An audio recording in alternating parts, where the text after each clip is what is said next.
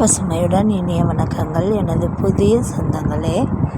இப்போ நம்ம ராகு கேது பயிற்சிக்காக கீழப்பெரும்பள்ளம் வந்துட்டு நம்ம ராகு ஸ்தலம் திருநாகேஸ்வரம் இந்த 2 பக்கம் போகலான்னு சொல்லிட்டு பிளான் பண்ணிட்டு வந்தது. இப்போ அப்படியே பார்த்தீங்கன்னா கீழ்பெரும்பள்ளம்னு சொல்லுவோம் இல்லையா, அங்கே பூம்புகாரில் நம்ம சாமி தரிசனம் பண்ணிவிட்டு அப்படியே கொஞ்சம் ஈவினிங் வரைக்கும் கொஞ்சம் என்டர்டைமும் பண்ணணும் அப்படிங்கிறக்காக நம்ம இங்கே அப்படியே பீச் சைடு வந்தோம். இப்போ நம்ம பூம்புகார் பீச்சில் நம்ம கொஞ்சம் அப்படியே பார்த்துட்டு போகலாம் அப்படின்னு சொல்லிட்டு வழக்கமாக வருவோம். எப்போ வந்தாலும் இந்த பூம்புகார் பீச்லேயும் அந்த மியூசியம் இருக்கு இல்லையா, நம்ம கண்ணகியோட சிலப்பதிகாரம் அவங்க யூஸ் பண்ண தாய விளையாண்டதுலேருந்து எல்லாமே அந்த மியூசியமில் வச்சுருக்காங்க. அதை எப்போவுமே போய் ஒரு வாட்டி விசிட் பண்ணுவோம். நல்லாயிருக்கும். அது அவங்க உபயோகப்படுத்தின அத்தனை பொருட்களும் கொஞ்சம் ஓரளவுக்கு பாதுகாப்பாக வச்சுருப்பாங்க. அதை பார்த்துட்டு போவோம். இந்த தடவை அங்கே போகிறதுக்கு டைம் இல்லை. இப்போ பார்த்திங்கன்னா பீச்சில் மட்டுமே நம்மளுக்கு டைம் சரியாக இருந்தது. இப்போ பாருங்கள் எவ்வளோ அழகாக எல்லாருமே நல்லா சூப்பராக கடற்கரையில் அலைகளோடு நம்ம பேசிகிட்ருக்குறோம். அந்த மாதிரி சூப்பராக இருந்தது.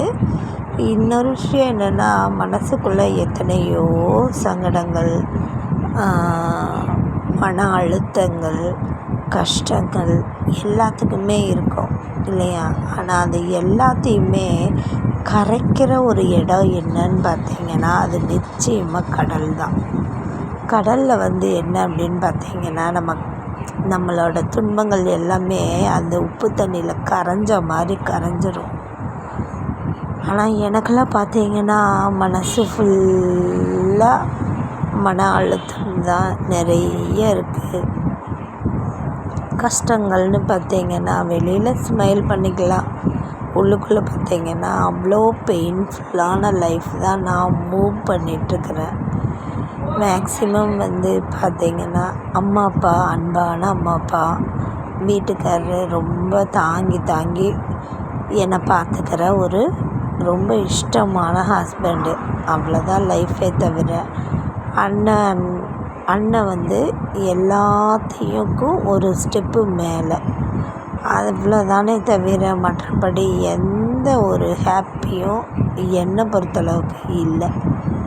அப்படியே லைஃப் அப்படியே மூவ் ஆகிட்டுருக்கிறது, அவ்வளோதானே தவிர மற்றபடி எனக்குள்ளே இருக்கிற ஆழமான சோகங்கள் எல்லாத்தையும் இந்த ஒரு கடல் கரையில் நிற்கிறோம். அப்படிங்கும்போது அத்தனை சோகங்களும் அந்த உப்பு தண்ணி கரைக்கிற மாதிரி கரைஞ்சிடும். அந்த கடற்கரையில் இருக்கிற வரைக்கும் எந்த மன கஷ்டமும் இல்லாமல் எல்லாத்தையும் மறந்து ஒரு ஸ்மைலோட ஒரு ஹாப்பியாக நம்ம மூவ் பண்ணுற ஒரு பிளேஸ் தான் இந்த பிளேஸு. என்னை பொறுத்தளவுக்கு பார்த்திங்கன்னா மனசுக்குள்ளே எல்லா கஷ்டங்களையும் நம்ம கொஞ்சம் தள்ளி வைக்கிறோம், அவ்வளோதான். மற்றபடி அது எல்லாத்தையும் மறந்துட்டு இருக்கிறோம் அப்படிங்கிறதெல்லாம் முடியாத விஷயம். இந்த ஒரு அமைதியான எனக்கு ரொம்ப பிடிக்கும். இது பார்த்திங்கன்னா இந்த பீச்சை விட்டு வெளியில் வர்றச்ச கொஞ்சம் 1 நாள் 2 நாள் எந்த ஒரு ஃபீல் இருக்காது. அந்த மாதிரி ஒரு பழக்கம் எல்லாத்துக்கும் அப்படி தான் இருக்கும்னு நினைக்கிறேன். ஒரு சிலருக்கு என்ன ஒரு சேஞ்சஸும் இருக்காது.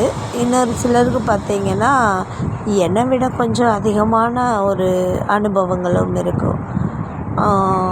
இதில் இந்த பீச்சுக்கு போயிட்டு வந்தா அப்படின்னா இன்னுமே கொஞ்சம் நிறைய மாற்றங்கள் அவங்களுக்குள்ள மனசு கொஞ்சம் ரிலாக்ஸாக இருக்கும். அந்த மாதிரி நிறைய பேர்த்துக்கு இருக்கலாம். இப்போ பாருங்கள், எனக்கு எப்படின்னா ரொம்ப ஹாப்பியாக இருந்தது. பாருங்கள் அலைகள் எவ்வளோ பெருசு பெருசாக வருது. இதில் வந்து சொல்லுவாங்க ஆண் அலை பெண் அலை அப்படின்னு சொல்லிட்டு.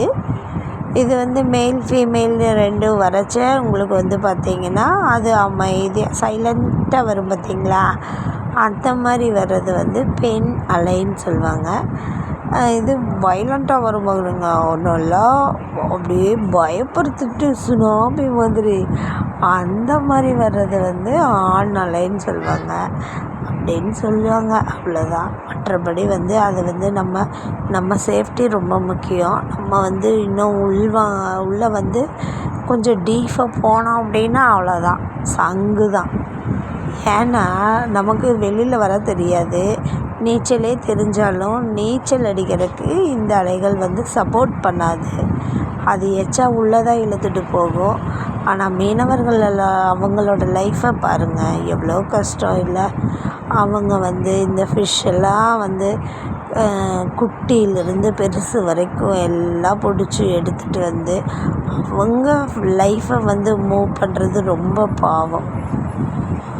அவங்க அந்த வருமானத்தை வச்சு குழந்தைங்கள வளர்த்துறது, ஒவ்வொரு நாளும் வந்து உள்ளே போனவங்க வெளியில் வர்ற வரைக்கும் ஐயோ அப்பா, இந்த கடலோர கவிதைகள் படம் மாதிரி இன்னுமே பார்த்திங்கன்னா ரொம்ப ரொம்ப இந்த கடலை வச்சு எத்தனை படங்கள் எடுத்திருக்காங்க. அது எல்லாமே உண்மை தானே. அந்த உண்மை அப்படிங்கும்போது பார்த்திங்கன்னா நம்ம அதில் வாழ்கிறவங்களுக்கு தான் தெரியும். அந்த மீனவர்களோட லைஃப் வந்து பார்த்திங்கன்னா தான் ரொம்ப டீப்பாக தெரியும். அவங்க எவ்வளோ கஷ்டப்படுறாங்க அப்படிங்கிறது. நம்ம வந்து நம்ம பார்க்குறக்கே இப்படி இருக்குது, அவங்களாம் அனுபவம் அப்படிங்கும்போது அவங்களுக்கு ரொம்ப ரொம்ப பாவம். ஒவ்வொரு நாளும் வந்து வருமானம் வந்து எவ்வளோ வரும் அப்படிங்கிறது அவங்கள நினச்சி பாருங்கள். மீன் வந்து கொஞ்சம் அதிகமாக கிடைச்சா மட்டும்தான் அவங்களுக்கு அதிகமான வருமானம்.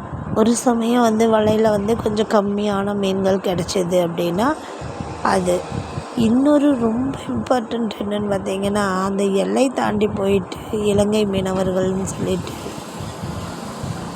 அரெஸ்ட்டு பண்ணி கொடுமை பண்ணுறாங்களே, அது அதை விட ரொம்ப பாவம்.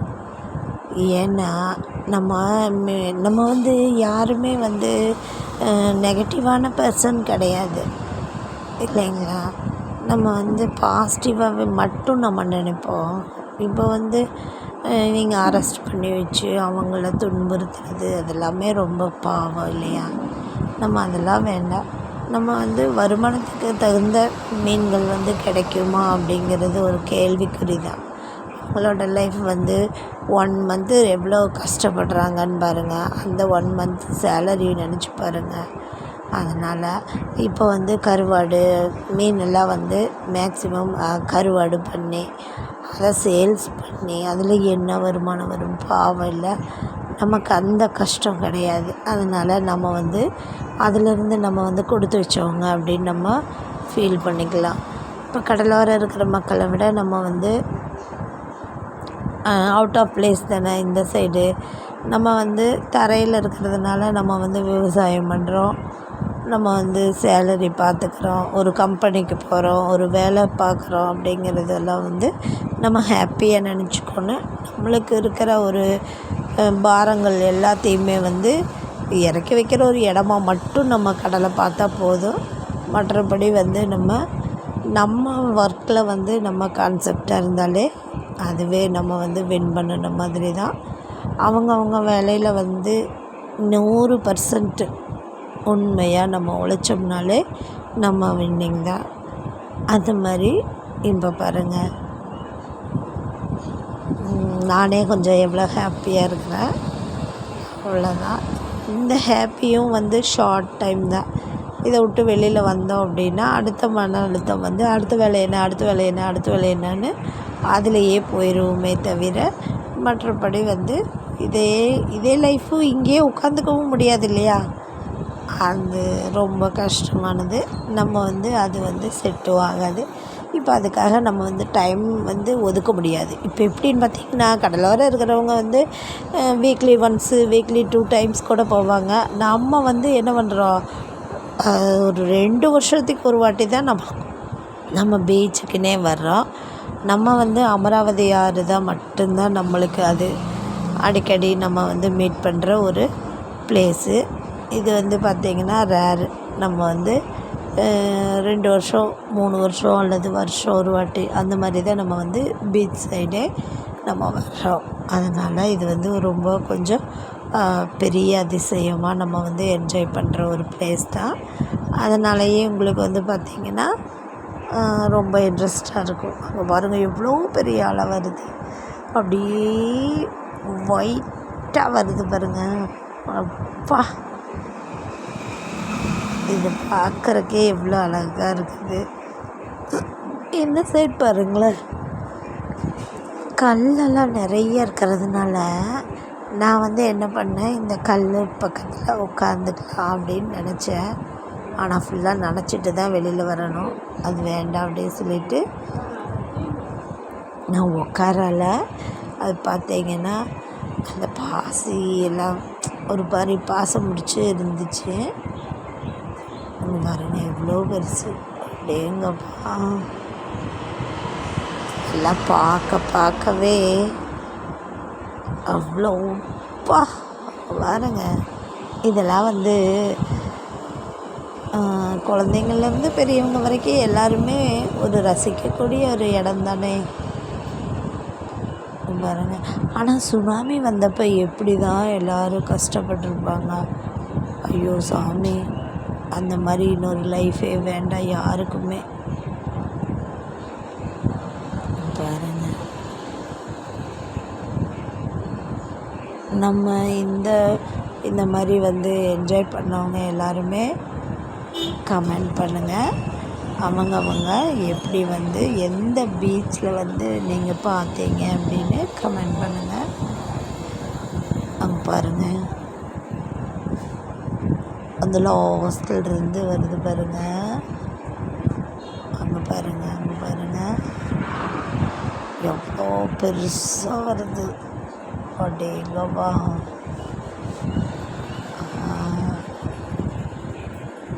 அழகாக இருக்குது. இதில் அப்புறம் பேர் எழுதி நான் வந்து கொஞ்சம் ரசித்தேன். எனக்கு மச்சம் பேரும் என் பேர் எழுதி அதை வந்து கரையில் அழிச்சிட்டு அது வந்து ரொம்ப நல்லா இருந்துச்சு. இங்கே வந்து ஸ்பெஷல் என்னன்னு பார்த்தீங்கன்னா